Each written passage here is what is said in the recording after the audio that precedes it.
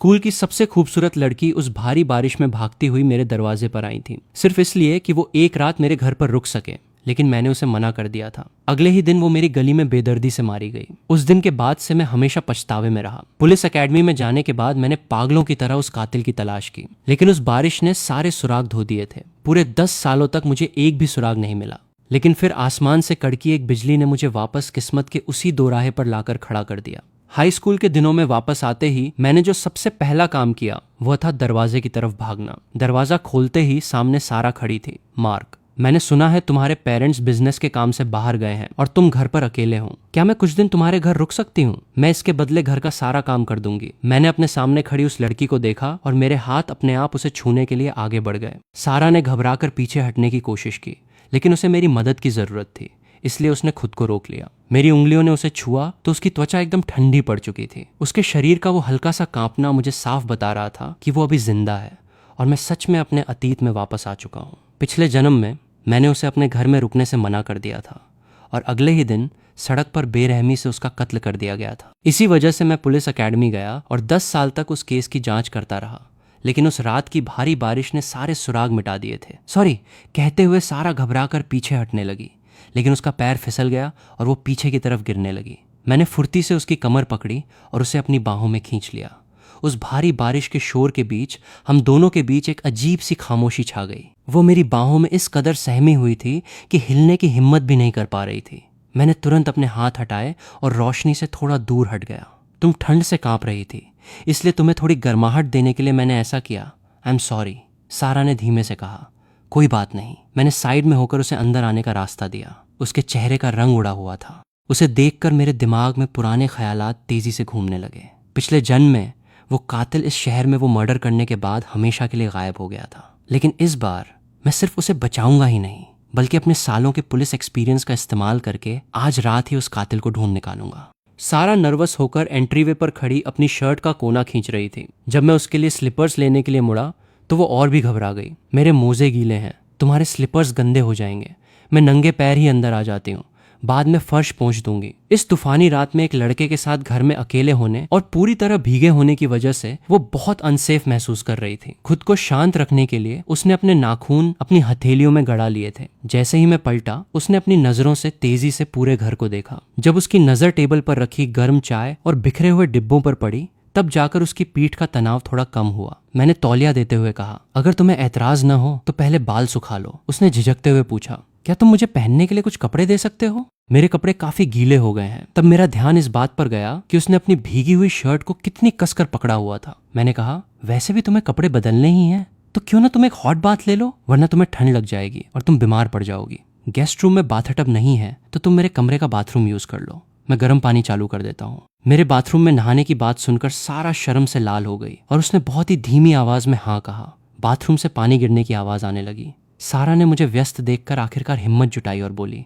Mark. मैंने उसे रोकते हुए कहा, तुम मुझे सिर्फ मेरे नाम से बुला सकती हो। तुम शायद ये पूछना चाहती हो कि मैंने तुमसे यहाँ रुकने की वजह क्यों नहीं पूछी। सारा ने हैरानी से सिर उठाया और बड़ी सी आंखों से मेरी तरफ देखते हुए हाँ में सिर हिलाया। मैंने कहा, तुम्हारी जैसी खूबसूरत लड़की अगर इतनी भारी बारिश में किसी का दरवाजा खटखटाकर मदद मांग रही है तो यकीनन कोई बहुत बड़ी मजबूरी रही होगी। अगर तुम इस बारे में बात करने में कंफर्टेबल नहीं हो तो मेरा बार बार पूछना सही नहीं है। मेरी ये बातें सुनकर सारा की आंखें भर आईं। पानी का टेम्परेचर सेट करने के बाद मैं उठा और धीरे धीरे चलकर उसके पास गया। मैंने अचानक अपना हाथ उसके कान के पास दीवार पर टिकाया और उसे अपने घेरे में ले लिया। मुझे इस बात की कोई फिक्र नहीं है कि तुम्हारे इरादे क्या हैं, लेकिन क्या तुम्हें डर नहीं लगता कि अगर तुम यहाँ रुकी तो मैं तुम्हारे साथ कुछ गलत कर सकता हूँ? दीवार से टिककर सारा ने अपने होंठ चबाए। उसे अपने अंदर एक अजीब सी गर्माहट महसूस हो रही थी। उसने बहुत हिम्मत से मेरी आंखों में देखा और बोली, मुझे तुम पर भरोसा है। उसके इस एक जवाब ने मेरे पास उसे और आजमाने की कोई गुंजाइश ही नहीं छोड़ी। मुझे याद आया कि आज रात मुझे कुछ बहुत ज़रूरी काम भी करने हैं, इसलिए मैंने मुस्कुराते हुए अपना हाथ हटा लिया। जाओ, जाकर नहा लो। और हाँ, तुम्हारे कपड़ों की बात है तो तुम्हारी हाइट के हिसाब से मेरी हुडी तुम पर एक ड्रेस की तरह फिट आएगी। फिलहाल उसी से काम चला लो। तुम्हारे कपड़े वॉशिंग मशीन में धुलने के बाद ड्रायर में बहुत जल्दी सूख जाएंगे। सारा ने एक राहत भरी सांस ली और कहा, थैंक यू। वो पलटकर बाथरूम में चली गई। उसका ये थैंक यू आधा तो मुझे घर में पनाह देने के लिए था और आधा मुझे समझने और सपोर्ट करने के लिए था। बाथरूम से आ रही पानी की आवाज सुनते हुए मैं बेडरूम से बाहर निकल आया और उसके लिए जिंजर टी बनाने किचन में चला गया। कुछ देर बाद बाथरूम का दरवाजा खुला और सारा मेरी वो ओवरसाइज हुडी पहने बाहर आई। गर्म पानी की भाप से उसके गाल हल्के गुलाबी हो गए थे और उसके घुटनों के ऊपर की गोरी त्वचा चमक रही थी। मैंने कहा, तुम्हारे लिए स्लीपर्स यहाँ रख दिए हैं। सारा ने वो गर्म और फर वाले स्लीपर्स पहने तो उसकी काफी झिझक खत्म हो गई। बेडरूम से बाहर आते ही उसे शहद और जिंजर टी की मीठी महक आने लगी। मैं मग लेकर उसके पास गया। मेरी नजर उसकी हुडी के बड़े से नेकलाइन पर पड़ी और मैं एक पल के लिए रुक सा गया। मैंने मग उसकी तरफ बढ़ाया और कहा, लो थोड़ी जिंजर टी पी लो। सारा ने मग पकड़ा और छोटे छोटे घूंट लेकर पीने लगी। मैंने पूछा, क्या मैं तुम्हारे लिए थोड़े नूडल्स बना दूं? उसने कहा, क्या इससे तुम्हें परेशानी नहीं होगी? इसमें परेशानी कैसी? बस कुछ ही मिनटों का काम है, तुम बैठो, मैं तुम्हारे लिए 2 अंडे भी फ्राई कर देता हूँ। मैं उठने ही वाला था कि उसने मेरा हाथ पकड़ लिया। मुझे अंडे फ्राई करने आते हैं, मैं भी मदद करती हूँ। किचन में आकर मेरी चॉपिंग की स्पीड देखकर सारा हैरान रह गई। चॉपिंग बोर्ड पर टमाटर और हैम एकदम परफेक्टली कटे हुए थे। सारा एक छोटे स्टूल पर चढ़ी और पंजों के बल खड़ी होकर ऊपर वाले शेल्फ से अंडों का डिब्बा निकालने लगी। ऐसा करते हुए उसकी वो बड़ी सी हुडी थोड़ी सी ऊपर खिसक गई। जैसे ही मेरी नजर उधर गई, मेरा चेहरा शर्म से लाल हो गया। शायद सारा ने भी मेरी नजरें भांप ली थीं। वो घबराकर हुडी को नीचे खींचने लगी, लेकिन स्टूल पर उसका बैलेंस बिगड़ गया। मैं उसे पीछे से पकड़ने के लिए दौड़ा, लेकिन मेरा हाथ गलती से ऐसी जगह लग गया जहां नहीं लगना चाहिए था। उसका शरीर एकदम से ढीला पड़ गया और वो सीधे मेरी बाहों में आ गिरी। मेरे परफ्यूम और उसके सिट्रस बॉडी वॉश की खुशबू आपस में मिल गई थी। हम दोनों अपनी जगह पर एकदम सुन्न खड़े रह गए। ये खामोशी तब टूटी जब उबलते हुए सूप के छींटे बाहर गिरने लगे। मैंने तुरंत अपने हाथ पीछे खींचे, थोड़ा पीछे हटा और उसके हाथ में चम्मच थमा दिया। तुम इसे चलाओ, मैं अंडे निकालता हूँ। मुड़ते ही मैंने आईने में देखा कि मेरे कान पूरी तरह लाल हो चुके थे। तो इतने सालों में ऐसा नहीं था कि मुझे लड़कियों में कोई दिलचस्पी नहीं थी, बल्कि बात बस इतनी थी कि कोई और मुझे कभी इस तरह का एहसास दिला ही नहीं पाई। सारा भी लाल चेहरे के साथ सिर झुकाए नूडल्स चला रही थी। तेल की छनछनाहट ने हमारे धड़कते दिलों की आवाज को काफी हद तक छुपा लिया था। सूप की खुशबू से पूरा किचन महक उठा। मैंने नूडल्स टेबल पर रखे और जानबूझकर उसकी कांपती उंगलियों को छूने से बचा। ध्यान से, बहुत गर्म है। तुम्हें जो चैनल देखना हो लगा लो। टीवी ऑन होते ही सारा ने अपनी चॉपस्टिक्स कसकर पकड़ ली। टीवी स्क्रीन पर वही एडल्ट वीडियो चल रहा था जिसे मैं पहले बंद करना भूल गया था। सीन काफी इंटेंस था। मैंने अपनी शर्मिंदगी छुपाने के लिए हल्का सा खांसा और तुरंत मेनू पर जाकर क्रेयॉन शिन चैन लगा दिया। मैं तो भूल ही गया था कि पहले भी मैं इसी डर से उसे अंदर आने से मना कर देता था कि कहीं वो ये सब न देख लें। शुक्र है कि इतने सालों के तजुर्बे ने मुझे थोड़ा ढीठ बना दिया था। बिना कोई एक्सप्रेशन बदले मैंने ऐसे रिएक्ट किया जैसे कुछ हुआ ही ना हो। सारा ने भी तुरंत टॉपिक चेंज कर दिया। मुझे नहीं पता था कि तुम इतनी अच्छी कुकिंग करते हो। मैंने टिश्यू पेपर से उसकी नाक पर आई पसीने की बूंदों को हल्के से पोंछा। पसीना आ रहा है ना, इसका मतलब है कि शरीर की ठंडक बाहर निकल रही है। आराम से खाओ, बर्तन में और भी है। वो पूरे फोकस के साथ नूडल्स खा रही थी। उसने सूप के साथ पूरा बाउल एकदम साफ कर दिया और उसके चेहरे पर एक अजीब सा सुकून था। क्या एक बाउल से तुम्हारा पेट भर गया? उसने हाँ में सिर हिलाया। उसके इतना कहते ही बाहर जोर से बिजली कड़की। मेरी नजर तुरंत घड़ी पर गई। 9:57 बज रहे थे। पिछले जन्म में हुए उस मर्डर के टाइम में अब सिर्फ आधा घंटा बचा था। इस बार मैं उस कातिल का असली चेहरा देखकर ही रहूंगा। वक्त बहुत कम था। मैंने तुरंत उस जगह के आसपास जाने का फैसला किया जहां खून हुआ था। मैंने उसे एक गिलास पानी और ओढ़ने के लिए एक ब्लैंकेट दिया। चूंकि तुमने खाना खा लिया है तो अब तुम लिविंग रूम में बैठकर टीवी देखो। बर्तन मैं वापस आकर धो लूंगा। मैं कुछ स्नैक्स लेने बाहर जा रहा हूँ, बस अभी आया। सारा ने हैरानी से पूछा, इतनी भारी बारिश में तुम बाहर जा रहे हो? कोई बात नहीं, दुकान पास ही है। दरवाजे तक पहुंचकर मैं अचानक रुका और पीछे मुड़ा। मुझे डर था कि कहीं कातिल ने यह सब पहले से प्लान न किया हो या फिर वो सारा का पीछा करते हुए यहाँ तक न आ गया हो। याद रखना, जब तक मैं वापस ना आऊं, कोई भी दरवाजे की घंटी बजाए, तुम्हें दरवाजा नहीं खोलना है। मेरे पास चाबी है, मैं घंटी नहीं बजाऊंगा। मेरी बात सुनकर सारा ने एक आज्ञाकारी बिल्ली की तरह सिर हिलाया और खुद को ब्लैंकेट में अच्छी तरह लपेट लिया। दरवाजा बंद होते ही उस खाली कमरे में वो सोफे पर सिकुड़ कर बैठ गई और चुपचाप मेरे लौटने का इंतजार करने लगी। मैंने अपना काला छाता खोला और बारिश में बाहर निकल पड़ा। अपनी वाटरप्रूफ घड़ी पर टाइम देखा। रात के 9:58 बज रहे थे। पिछले जन्म में फोरेंसिक रिपोर्ट के हिसाब से सारा की मौत का समय करीब 10:30 बजे का था। आज रात मेरा टारगेट वो 24 घंटे खुलने वाला कन्वीनियंस स्टोर था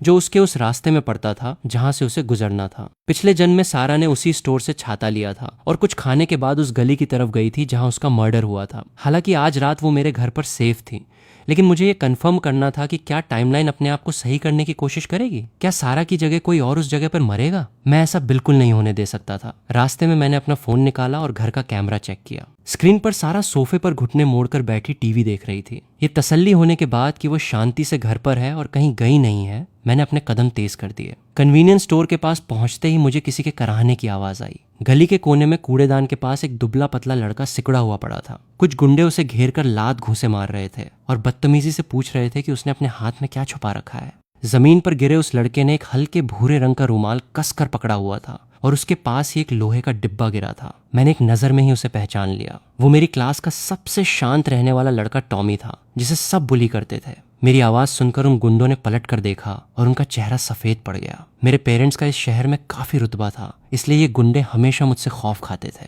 मैंने अपना छाता नीचे भी नहीं किया और वे भूत देखने जैसी हालत में वहां से भाग खड़े हुए। अब उस गली में सिर्फ बारिश की बूंदों के टिन के डिब्बे पर गिरने की आवाज गूंज रही थी। मैं नीचे झुका और टॉमी के सिर पर छाता लगा दिया। तुम ठीक हो? क्या मैं तुम्हें हॉस्पिटल छोड़ दूं? उसकी कलाई पर अब भी 3 महीने पहले जलने का निशान साफ दिख रहा था। मैंने उसे उठाने के लिए हाथ बढ़ाया, पर उसने किसी करंट की तरह अपना हाथ पीछे खींच लिया। लोहे का वो डिब्बा दीवार से टकराया और कुछ क्रेयॉन और बिल्ली के खाने का आधा पैकेट कीचड़ में गिर गया। इतनी भारी बारिश में तुम आवारा बिल्लियों को खाना खिलाने निकले हो? टॉमी ने बस हल्का सा सिर हिलाया और अचानक उसे जोरों की खांसी आने लगी। उसके कमजोर कंधे बारिश में कांप रहे थे। मैंने अपनी जैकेट उतारी और उसकी तरफ उछाल दी। इसे पहन लो। क्या तुम्हारी माँ फिर से आउट ऑफ टाउन है? अगर तुम बीमार पड़ गए तो तुम्हारे छोटे भाई का ख्याल कौन रखेगा? तभी मेरे दिमाग में पिछले जन्म की सीसीटीवी फुटेज फ्लैश हुई। पिछले जन्म में सारा ने कन्वीनियंस स्टोर के बाहर कुछ ऐसा देखा था जिसकी वजह से वो उस गली में गई थी। टॉमी को देखकर मुझे अचानक सब समझ आ गया। सारा ने यकीनन टॉमी को उन गुंडों से पिटते हुए देखा होगा। मेरे दिमाग में पिछले जन्म की सारी डिटेल्स तेजी से घूमने लगी। अगर सारा उस रात कन्वीनियंस स्टोर से निकलकर इस बुलिंग को रोकने आई होगी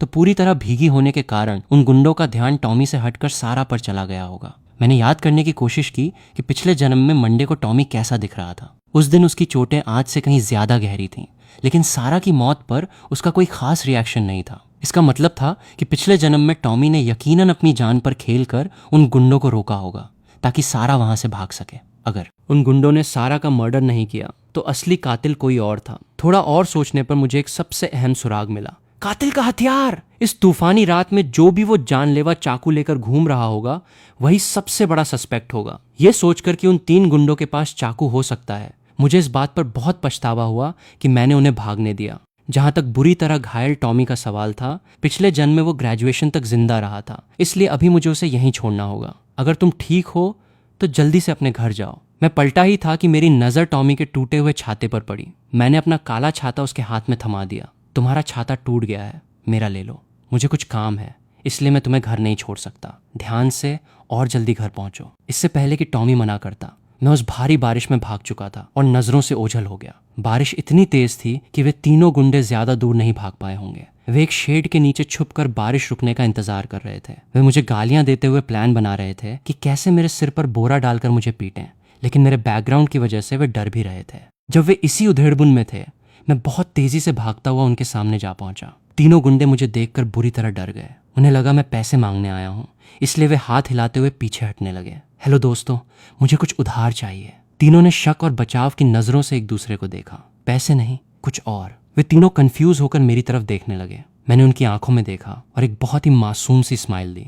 चाकू उधार चाहिए। तीनों गुंडे वहीं सन्न खड़े रह गए। साफ था कि उन्हें मेरी बात समझ नहीं आई। तुम लोग सड़क के गुंडे हो और बाहर घूमते हुए तुम्हारे पास एक चाकू भी नहीं है? मेरा ये ताना काम कर गया। उनमें से हरे बालों वाले गुंडे ने गुस्से में अपनी जेब से एक बटरफ्लाई नाइफ निकाला और मेरे सामने ऐसे घुमाने लगा जैसे कोई करतब दिखा रहा हो। मैंने बस एक नजर देखी और समझ गया कि ये वो चाकू बिल्कुल नहीं हो सकता जिसका जिक्र फोरेंसिक रिपोर्ट में था। एकदम साफ कट वाला फ्रूट नाइफ। ये बहुत ज्यादा फैंसी है। मैं तुम्हें $100 दूंगा अगर तुम मुझे फ्रूट नाइफ जैसा कोई चाकू दोगे। इतने पैसों का नाम सुनते ही बाकी दोनों गुंडे भी अपनी अपनी जेबें टटोलने लगे। एक ने मल्टीपर्पज स्विस आर्मी नाइफ निकाला और दूसरे ने एक चमकता हुआ फोल्डिंग हंटिंग नाइफ। दोनों ही वो चाकू नहीं थे जिसकी मुझे तलाश थी। चाकू तो अच्छे हैं, लेकिन मेरे पास सिर्फ $100 ही हैं। रहने दो। गुंडों की गालियों को इग्नोर करते हुए, क्योंकि उन्हें लगा कि मैं उनका मजाक उड़ा रहा हूँ, मैं बिना कुछ कहे पलटा और वापस उस ठंडी बारिश में भाग निकला। इन तीनों गुंडों के पास वो हथियार नहीं था जिसे मैं ढूंढ रहा था। ये सुराग यहीं खत्म हो गया। मेरे सीने में एक अजीब सी बेचैनी बढ़ने लगी।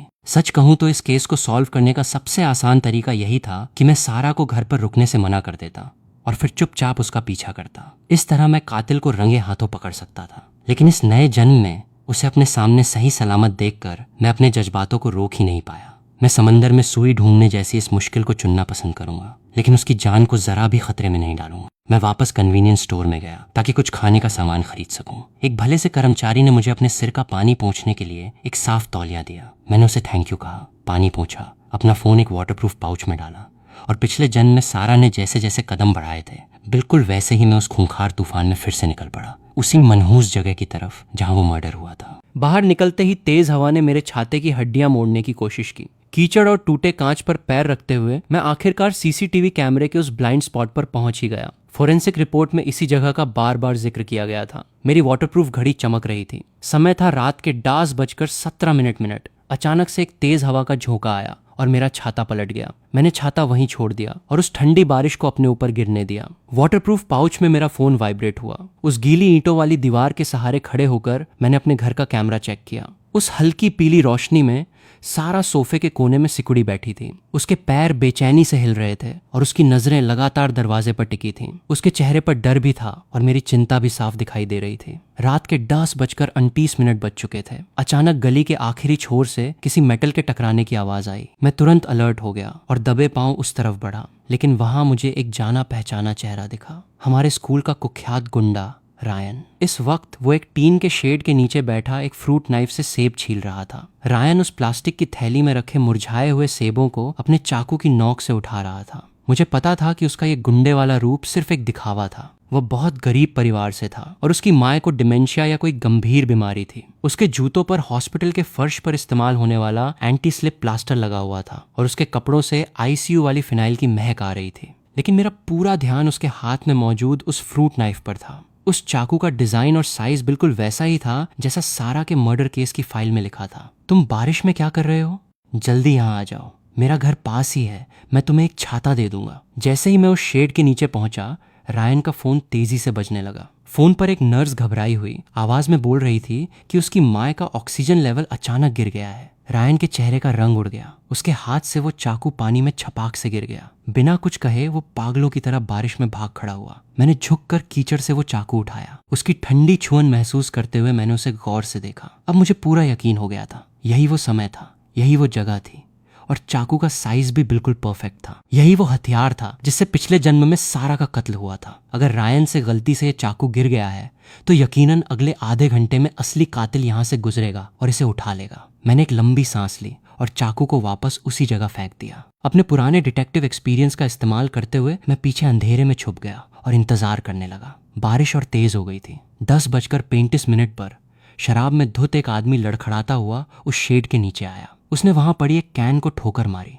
और उसके कीचड़ से सने जूते उस चाकू के हैंडल पर पड़े, जिससे चाकू का ब्लेड कीचड़ में और गहराई तक धंस गया। फिर वो अपनी आधी बची बोतल पकड़े वहां से चला गया। 10:37 पर एक डिलीवरी बॉय ने अपनी साइकिल का ब्रेक लगाया, पर वो फिसल कर उस चाकू के ऊपर गिर पड़ा। वो गालियां बकता हुआ उठा और गुस्से में उस चाकू को नाली की तरफ लात मार दी। वो चाकू पूरी तरह से कीचड़ और गंदे पानी में छुप गया। अब रात के 10:55 बज रहे थे। कीचड़ में सने उस चाकू को किसी का इत्तेफाक से ढूंढ लेना नामुमकिन था। सारा की मौत के अंदाजे वाले समय में अब बस कुछ ही मिनट बचे थे। तभी काले रंग का रेनकोट और मास्क पहने एक परछाई उस गली में दाखिल हुई। वो थोड़ा झुक कर चल रहा था। वो सीधा उस कीचड़ में दबे चाकू की तरफ गया और नीचे झुक गया। मेरे शरीर की नसें एकदम तन गईं। जैसे ही उसने चाकू का हैंडल पकड़ा, रेनकोट की आस्तीन से उसका हाथ बाहर आया। उसकी कलाई पर एसिड से जलने का एक बहुत ही साफ निशान था। मैं तुरंत अंधेरे से बाहर आया और उस धुंधली सी रोशनी में रेनकोट के अंदर मौजूद उस चेहरे को साफ देखा।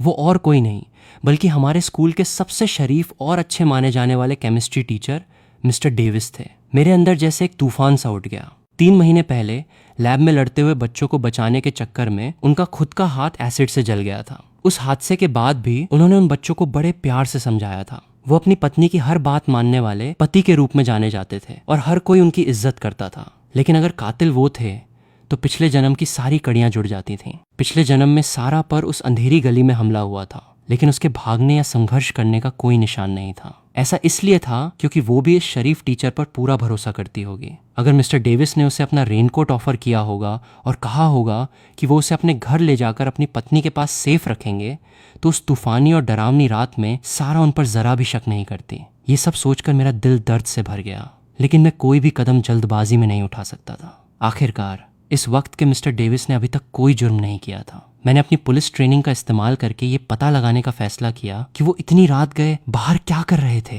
Mister Davis! मेरी आवाज सुनकर उन्होंने सिर उठाया। मुझे इस तरह पूरा भीगा हुआ देखकर उनके चेहरे पर हैरानी और चिंता साफ झलक रही थी। मार्क, तुम इस हालत में यहाँ क्या कर रहे हो? कहीं तुम बारिश में तो नहीं फंस गए थे? सर, आप इतनी रात को बारिश में बाहर क्यों निकले हैं? मैंने उनके चेहरे के हाव भाव को गौर से देखते हुए पूछा। मैंने उनकी आंखों में एक पल के लिए झिझक साफ देखी। कुछ नहीं, बस एक सिगरेट का पैकेट लेने निकला था। वो झूठ बोल रहे थे। मिस्टर डेविस कभी सिगरेट नहीं पीते थे। ये बात पूरा स्कूल जानता था।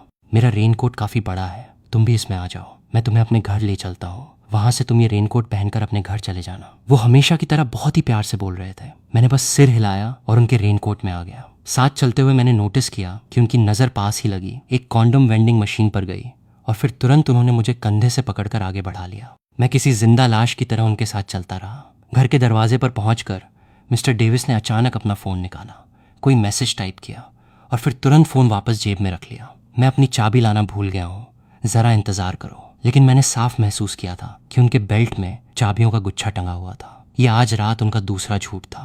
मेरा शक और भी गहरा हो गया। कुछ ही पलों बाद दरवाज़ा खुला। दरवाज़ा उनकी पत्नी स्टेला ने खोला, जो हमारे ही स्कूल में केमिस्ट्री पढ़ाती थी। उन्होंने सिल्क का नाइट गाउन पहना हुआ था, जिसकी बेल्ट ढीली थी और उनका चेहरा हल्का लाल था। एंट्रीवे की हल्की रोशनी में मुझे लिविंग रूम में टेबल पर रखी वाइन की आधी खाली बोतल, जलती हुई खुशबूदार मोमबत्तियां और चारों तरफ बिखरी गुलाब की पंखुड़ियां साफ दिखाई दे रही थीं। हवा में एक अजीब सा रोमांटिक सा माहौल था। उसी पल मेरे दिमाग की सारी बत्तियां जल उठीं और सारे सुराग एक सीधी लाइन में जुड़ गए। मिस्टर डेविस आज रात अपनी पत्नी के साथ रोमांटिक वक्त बिताने वाले थे, पर शायद कॉन्डम खत्म हो गए थे, इसलिए वो बारिश में बाहर निकले। अपनी आदत के मुताबिक उन्होंने रास्ते में नाली में फंसा कचरा साफ किया होगा और उसी दौरान उन्हें वो चाकू मिल गया। मुझे देखकर उन्हें वेंडिंग मशीन से सामान लेने में शर्म आई होगी और मुझे अकेला छोड़ना उन्हें सही नहीं लगा, इसलिए वो मुझे अपने साथ घर ले आए और दरवाजे पर चाबी न होने का नाटक करके मैसेज करना। वो बस अपनी पत्नी को कपड़े बदलने का वक्त दे रहे थे। उनका हर अजीब बर्ताव अब पूरी तरह से साफ हो चुका था। मैंने स्टेला से तौलिया लिया और अपने बाल पोंछने लगा,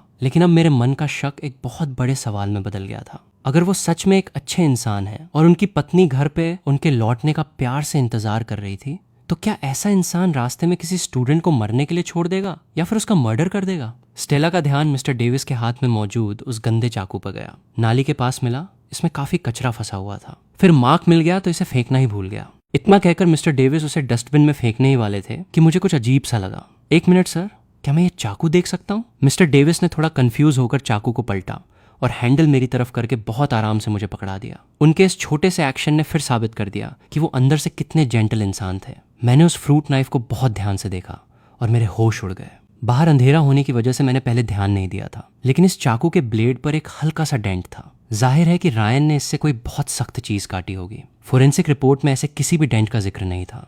अगर ऐसे चाकू से मर्डर होता तो घाव बिल्कुल अलग तरह का होता। इसका मतलब था कि असली हथियार ये चाकू था ही नहीं। मैं पूरी तरह से गलत इंसान के पीछे भाग रहा था। मैंने घबराकर अपनी घड़ी देखी। रात के 11 बज चुके थे। असली कातिल शायद अभी अभी बाहर निकला हो। घबराहट में मैंने तौलिया स्टेला के हाथ में थमाया। सॉरी सर, मुझे बहुत देर हो रही है, मुझे तुरंत घर जाना होगा। मैं आपका रेनकोट लेकर जा रहा हूँ। मैंने वो चाकू वापस मिस्टर डेविस को दिया और उनका रेनकोट पहनकर दोबारा उस खौफनाक तूफान में छलांग लगा दी। मैं भागता हुआ वापस उसी जगह पर आया जहां मर्डर हुआ था। मैंने आसपास कई चक्कर लगाए। एक आध राहगीर वहां से गुजरा, पर कोई भी ऐसा नहीं लग रहा था जो बीच रास्ते में रुककर किसी का खून कर दे। रात के 11:30 बज चुके थे। सड़कें पूरी तरह से सूनी थीं। मैंने फोन निकालकर घर का कैमरा चेक किया। सारा सोफे पर सिकुड़ी हुई थी। उसे बहुत तेज नींद आ रही थी और उसका सिर बार बार नीचे गिर रहा था, लेकिन वो फिर भी जागने की कोशिश कर रही थी। वो बार बार दरवाजे की तरफ देखकर मेरा इंतजार कर रही थी। मैंने मुट्ठी भींची और अपना रेनकोट उतार फेंका। मैं उस घने अंधेरे में उस जगह के आसपास भटकता रहा।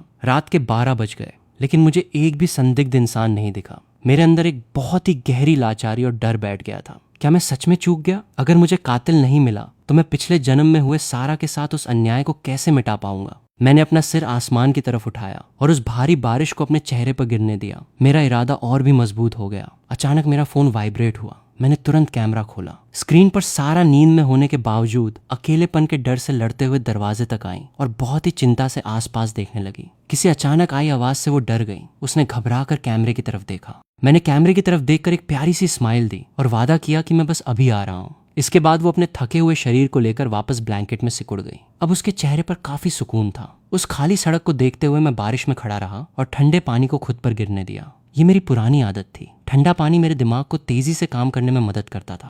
मैंने आज रात मिले हर इंसान के बारे में सोचना शुरू किया। स्टोर का कर्मचारी टॉमी, वो 3 गुंडे, मिस्टर डेविस।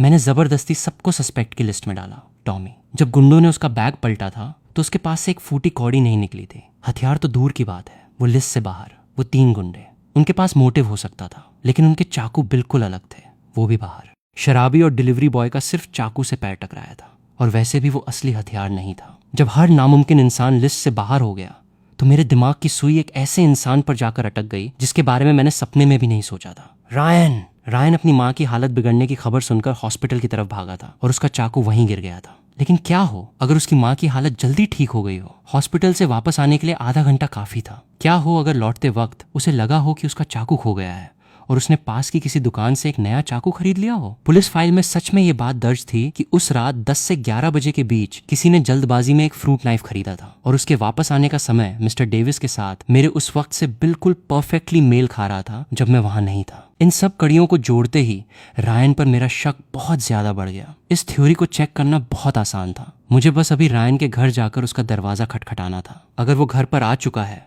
और उसने सच में एक नया चाकू खरीदा है तो उसका कातिल होना पक्का हो जाएगा। अपनी याददाश्त के सहारे मैं उसके घर के पास पहुंचा। मेरा दिल बैठ सा गया। उसके घर की लाइट जल रही थी। मैंने एक गहरी सांस ली और दरवाजा खटखटाया। दरवाजा खुला। रायन बिना शर्ट के खड़ा था। उसके सिर पर एक तौलिया था। अरे मार्क, तू यहाँ क्या कर रहा है? इतनी रात को घर नहीं गया? और ये रेनकोट किसका है? मैं घर के अंदर घुसा और मेरी नजर सीधा टेबल पर रखे एक बिल्कुल नए फ्रूट नाइफ पर जाकर टिक गई। पुलिस फाइल में दर्ज वो रहस्यमयी इंसान जिसने इतनी रात को बारिश में चाकू खरीदा था, वो सच में रायन ही था। ये मिस्टर डेविस ने दिया है। तू अभी अभी वापस आया है? हाँ यार, माँ की तबीयत अचानक खराब हो गई थी। उस हड़बड़ी में मैं तुझे छाता देना ही भूल गया। पर तू इतनी रात को बाहर क्या कर रहा है? कुछ नहीं, बस ऐसे ही बारिश में घूमने का मन कर रहा था। वैसे जब तू भागा था तो तेरा चाकू गिर गया था। ये नया चाकू क्यों ले आया? अरे बाप रे, मैं सोचूं मेरी जेब में चाकू क्यों नहीं है। कहाँ गिर गया वो? मिस्टर डेविस को मिल गया था। उन्होंने डस्टबिन में फेंक दिया। चलो कोई नहीं, वैसे भी उस चाकू से मैंने लकड़ी काटी थी तो वो थोड़ा मुड़ गया था। आते वक्त रास्ते में ये नया खरीद लिया। वो बहुत कैजुअली हंस रहा था, लेकिन मेरे अंदर अंधेरा छा गया। उसके घर लौटने का समय और मर्डर का समय बिल्कुल एक था और उसने सच में मर्डर वेपन जैसा ही एक नया चाकू खरीदा था। उसे सस्पेक्ट की लिस्ट से बाहर करना नामुमकिन था। मैंने सोच समझकर उसे सीधे आजमाने का फैसला किया। रायन, हम दोस्त हैं ना? ये भी कोई पूछने की बात है? हम पक्के भाई हैं। क्या तुझे कोई प्रॉब्लम है? मुझे पता। उसके इस दोस्ताना अंदाज को देखते हुए मैंने सीधा उसकी आंखों में देखा। मैं नहीं चाहता कि किसी दिन मैं तुझे कोई जुर्म करने की वजह से जेल जाते हुए देखूं। कोई भी काम करने से पहले उसके अंजाम के बारे में सोचा कर। तेरी माँ को तेरी जरूरत है। कोई भी गैर कानूनी काम मत करना। रायन सन्न रह गया। उसने मेरी बात का बिल्कुल गलत मतलब निकाल लिया। उसे लगा कि मुझे स्कूल में उसके नकली सिगरेट बेचने वाले सीक्रेट प्लान के बारे में पता चल गया है। उसे गुस्सा नहीं आया, बल्कि वो इस बात से बहुत इमोशनल हो गया कि मैं इतनी भारी बारिश में उसे सही रास्ता दिखाने आया हूँ। तू टेंशन मत ले भाई, बाकी लोग भले ही न जाने, पर तुझे तो पता है मैं कैसा हूँ। मैं ऐसा कोई काम नहीं करूंगा। मुझे लगा मेरा काम हो गया है, इसलिए मैं वहां से निकल आया। मुझे नहीं पता था कि मेरी इस चेतावनी से उसने नकली सिगरेट बेचने का प्लान हमेशा के लिए ड्रॉप कर दिया था। जब मैं वापस बारिश में जा रहा था तो उसने पीछे से अपने सीने पर मुक्का मारा और कसम खाई कि वो मुझे जिंदगी भर अपना पक्का भाई मानेगा। बहुत ही अजीब से इमोशंस के साथ मैं रायन के घर से निकला। मैंने मिस्टर डेविस का रेनकोट लिया और चुपचाप उनके घर के बाहर रख दिया। अंदर से मुझे कुछ ऐसी आवाजें आ रही थीं जो किसी को भी शर्मा दें, इसलिए मैंने उन्हें डिस्टर्ब नहीं किया। मैं बारिश में भीगता हुआ घर की तरफ चल दिया, लेकिन अब मेरे दिल का बोझ काफी हल्का हो गया था। अगर रायन ही वो कातिल था तो कम से कम अभी वो उस स्टेज पर था जहां उसे सही रास्ते पर लाया जा सकता था और उसके अंदर की बुराई को खत्म किया जा सकता था। आज रात मैं इतने लोगों से मिला और फिलहाल रायन से बड़ा सस्पेक्ट और कोई नहीं था। बस दोस्तों, आज की वीडियो में इतना ही। वीडियो अच्छी लगी हो तो लाइक जरूर कर देना और चैनल को सब्सक्राइब कर लो ऐसे ही अमेजिंग वीडियोस के लिए। Thanks for watching. मिलते हैं नेक्स्ट वीडियो में।